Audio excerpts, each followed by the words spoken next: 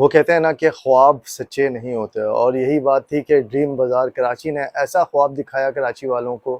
कि सारा कराची उमड़ कर उसी जगह पहुंच गया अपने ख्वाब को यकीन में तब्दील करने के लिए। जी हाँ जनाब, आज हम बात करें ड्रीम बाज़ार कराची की, जिसके प्रीवियस वीडियो में आप लोगों ने बेतहाशा बहुत अच्छा रिस्पॉन्स किया। उसी के अगेंस्ट जो है वो कुछ सवालात थे जिनका जवाब देने के लिए आज मैं मौजूद आप लोगों के साथ इस वीडियो में। ये वीडियो जो है वो ज़्यादा इंपॉर्टेंट इस वजह से होने वाली है कि कुछ लोगों के सवालात थे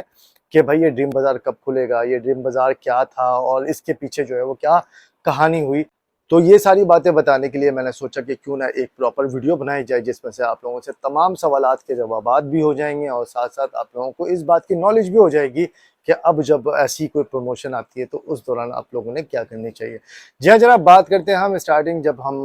इसके प्रमोशन देख रहे थे तो उस प्रमोशन में बहुत सारे जुनैद अकरम और डिफरेंट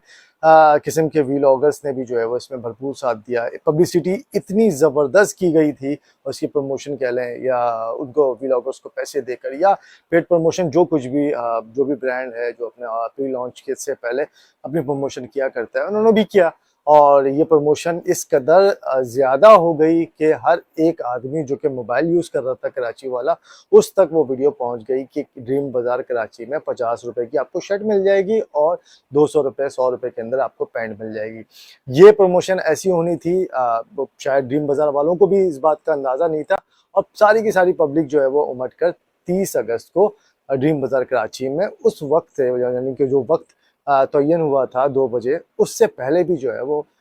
ये पब्लिक एक बहुत बड़ी तादाद में जो है वो वहाँ पर पहुंचकर रोड को ब्लॉक्स कर चुकी थी और बहुत सारे ऐसे लोग भी मौजूद थे जो बहुत अरसे पहले, यानी कि 3-4 घंटे पहले आकर वहाँ पर खड़े हो चुके थे। अच्छा, इसके साथ साथ आप लोगों को ये भी बात मैं क्लियर कर देता हूँ कि ये प्रमोशन इस कदर तगड़ी थी कि इस प्रमोशन के अगेंस्ट जो नहीं भी आने वाले लोग थे वो भी पहुंच गए कि शायद बहुत बड़ा कोई मेगा डिस्काउंट लगा है कि हमें भी जो है वो 5, 6, 8, 10 जो है वो हम भी अपने शर्ट और पैंट लेकर यहाँ से चले जाएंगे और या डिफरेंट बच्चों के सूट्स या जैकेट्स हो गई या फिर जो कुछ भी आपने कोट पैंट हो गए जो भी है वो हम लेकर निकल जाएंगे और शायद हमें बहुत कम पैसे देने पड़े, शायद हम पूरे साल का जो है वो शॉपिंग एक दिन में कर लेंगे। लेकिन ऐसा कुछ पॉसिबल नहीं हुआ। प्रमोशन तगड़ी होने की वजह से लोग वहां पर पहुंच गए, रश बढ़ गया और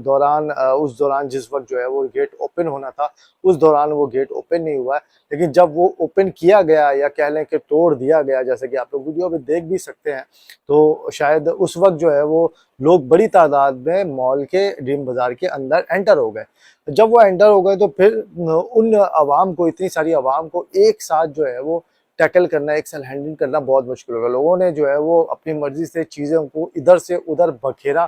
फेंका और शायद जो है वो लूट मार की एक सिचुएशन बन गई। उस वक्त जो है वो लोगों ने ये ख्याल नहीं किया कि यार हम जो है वो कहाँ पर आए हैं, हम जो है वो एक मतलब एक कराची के अंदर एक अच्छे मॉल के अंदर जो है वो हम शॉपिंग करने आए हैं। लोगों ने इस बात का कोई ख्याल नहीं किया और उन्होंने तोड़ फोड़ कर दिया, चीज़ें ली, काउंटर पे गए, काउंटर वालों ने सोचा कि यार अब हम हैंडल कैसे करें। जब उन्होंने हैंडल नहीं कर पाया तो वो काउंटर भी लोगों ने तबाह बर्बाद कर दिया। शायद इसके पीछे बहुत बड़ा एक मकसद ये भी था कि लोगों को बहुत एक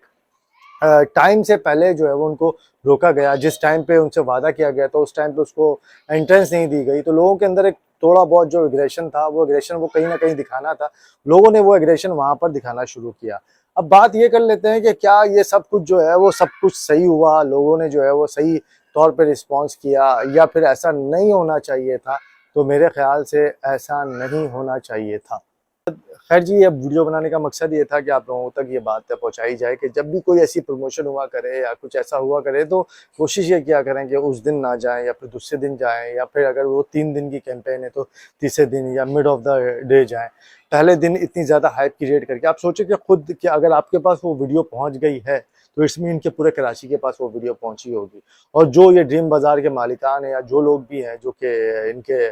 जो ये प्रमोशन या मार्केटिंग टीम में है, तो उनको इस बात का ख्याल रखना चाहिए कि यार जब भी आप प्रमोशन करते हैं तो एक लिमिट के अंदर जो है वो प्रमोशन की जाती है ताकि एक लिमिटेड आवाम आए और उस लिमिटेड आवाम को जो है वो आप टैकल कर सकें। क्योंकि आप जब मार्केटिंग करते हैं तो आपको ये अंदाज़ा होना चाहिए कि यार इतनी ह्यूज ट्रैफिक जो है वो मैं बेयर कर पाऊंगा या नहीं कर पाऊंगा। क्योंकि अगर हम बात करते हैं अपनी आईटी की फील्ड पे या एज अ वेब डेवलपर, अगर मैं ये बात करूं कि यार मैं अगर अपनी वेबसाइट पे